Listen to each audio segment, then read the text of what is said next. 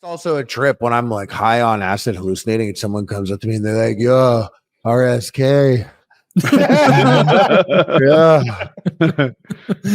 You got to get Woody out of one of these, man. On us. You got to get Woody out to They the always other have acid. that. You got to get Woody out here. I think they think you're the closest one that just needs the tiniest nudge to end up at something like that.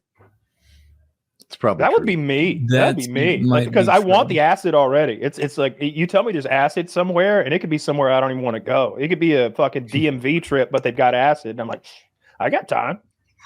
I right. thought about taking acid on this episode of PKA.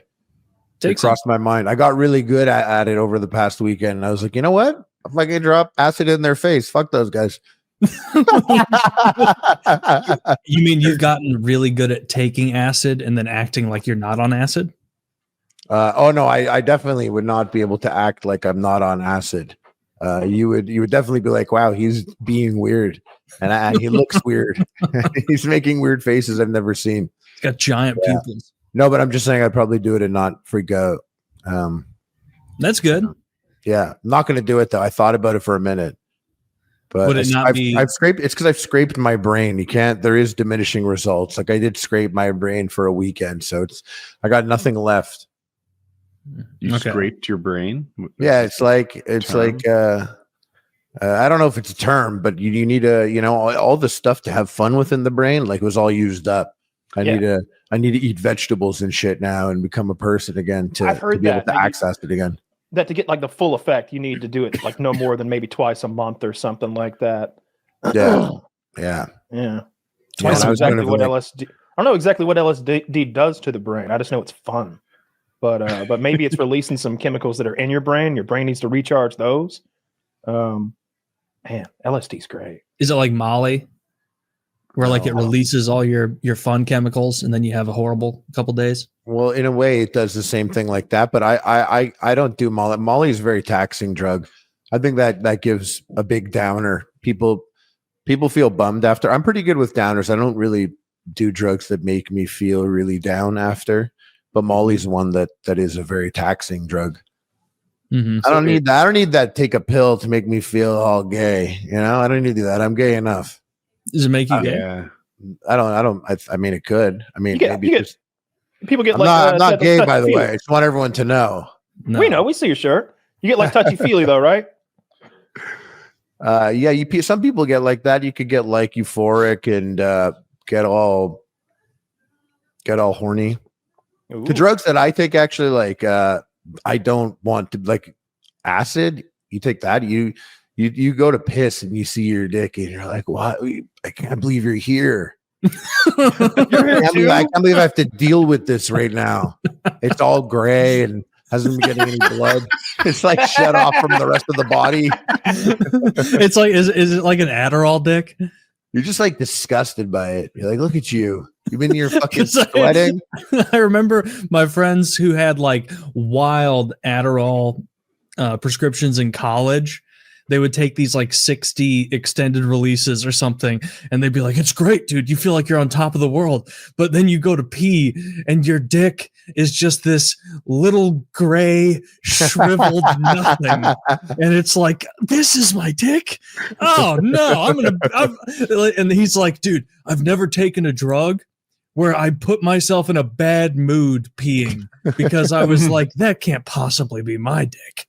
Oh Lord, it's just so teeny and gray and bloodless. I can relate to that because when you're having a good trip and you have to go piss, you're like, I don't want to deal with this now. My dick. On a normal trip, yeah, that must be almost as bad. Yeah, Just I was seeing your pissed. dick. I did like, I know there's not there's a couple of cool dudes I'm sure that listen to my podcast as well, and I do talk a lot about Shambhala on my podcast, so I don't want to bore them with these stories, but I kept one exclusive story for you guys that I thought was a great story, probably my greatest story at Shambhala. But for you guys, I was really high on acid, as I've said. And I was really having a great time, really tripping. And I had all this garbage in my pockets. And I was like, I got to get rid of this garbage. I'm like taking out like empty gum packs, papers, like crumpled up bullshit, like like a bad flavor candy I'm not going to eat. And I'm like, I got to throw this. I'm just going to throw it in the garbage. And there's like crazy lights in front of us. I tell my buddy, I'm like, yeah, I'm going to go throw this in the garbage right there because I know there's a garbage can right there. He's like, cool. And I go over and I have my handful of garbage. And I'm like, I went from the crazy lights now to like darkness. And I went and I threw the garbage at the garbage.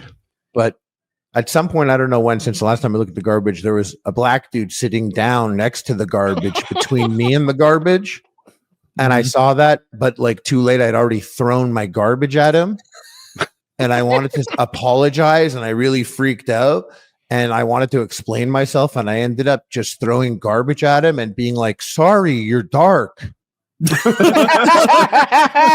then I turned around and went back to my crew, and I was like, there's like hammocks and shit. I was like, I got to go lie down on the hammocks a bit. I was mortified that I did that. I was like, hopefully he didn't hear me. Hopefully the music was asking for him, because I literally went up to him, threw garbage, and I was like, sorry, you're dark.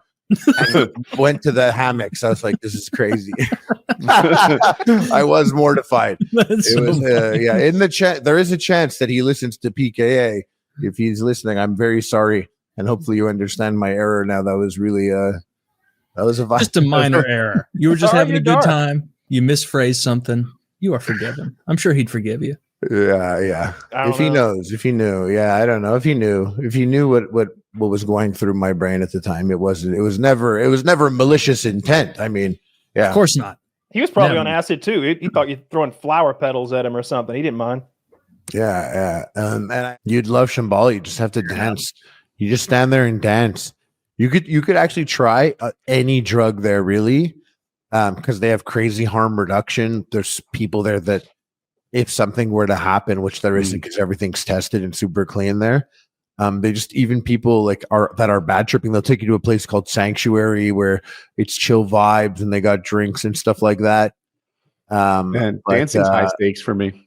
It's People not, you like just have to bounce. Championship level dancing when I hit the floor. I don't dance for free. Maybe when you're peaking, you might. When I was peaking, I was really dancing hard. Like, no, good thing no one was near me. I felt like I was jumping 10 feet in the air. That's dope. Yeah, I felt like a Muppet. What you would have loved it. Like? You can't shield people from the noise, right? From the music. No, you do hear the music a little bit, but they have like nice things on the TV. There's a lot of people there that are really chill and trained in the arts of good vibes. And then they know that like the drugs, what you would be on, they know, how you're feeling, how to get you feeling good, and you stayed there for a bit. Yeah, it's really crazy. It's really crazy the amount of it's interesting. You leave the festival and the RCMP is there and people are in their cars and they just look at some people and they're like, go back in. Like, you don't get to leave yet. Like when it's over, like some people, if they try to leave fucked up, it's actually like the police are there and the RCMP and they're like, yeah, go back in. The Royal Canadian Mounted Police. Yeah. And it's just interesting that they know. They're like, you're fucked up on hallucinogenic drugs. Go back inside. I kind of like that they're not there. Like, it's almost like a safe environment to do illegal things. Yeah. Because some people would think that's enabling it, but really people will do this anyways. So setting it up like this is I feel like it does more good than anything. It might be. This isn't BC. I do think it enables it.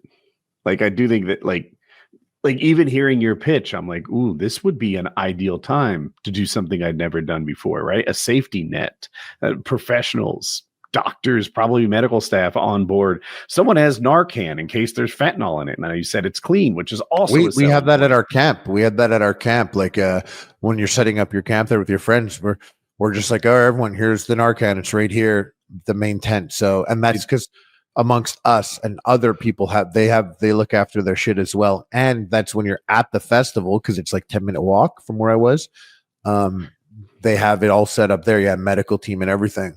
Yeah, it might be enabling it, but it still feels like a net good. Like you said, even if 20% more people try it than otherwise would have, at least this 120% is now safe as opposed to a dangerous 20% less.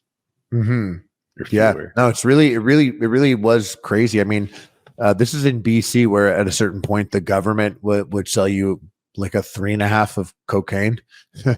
Really? Yeah, there was like a time where What is they it, 3.5?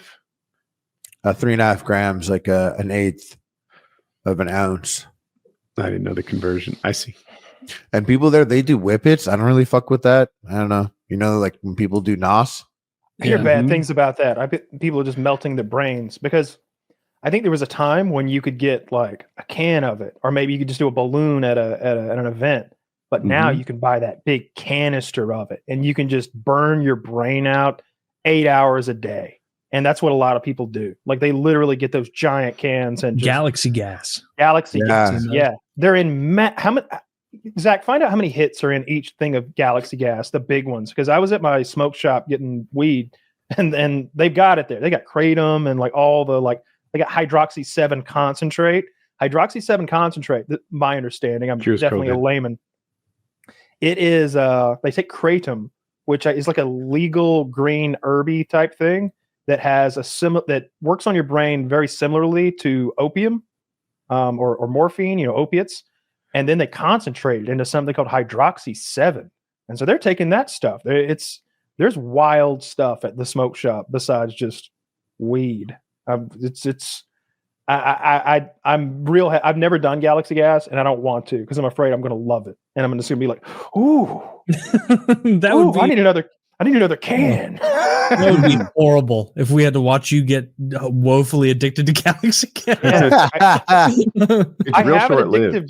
Yeah, Like 20 it's- seconds, 15 seconds. that's my understanding. All I've ever done is actually done it. hit like a can of Whippets in my. Oh, you've done it? Yeah, the whippets As a is the same teenager. thing though. Yeah. Then nitrous oxide. I went to a Steve Miller concert and they sold it. It was it looked like the canister, something a welder might have. It's like chest high, sort of torpedo looking thing. You guys could probably picture it. And I can only imagine how many thousands of hits there were.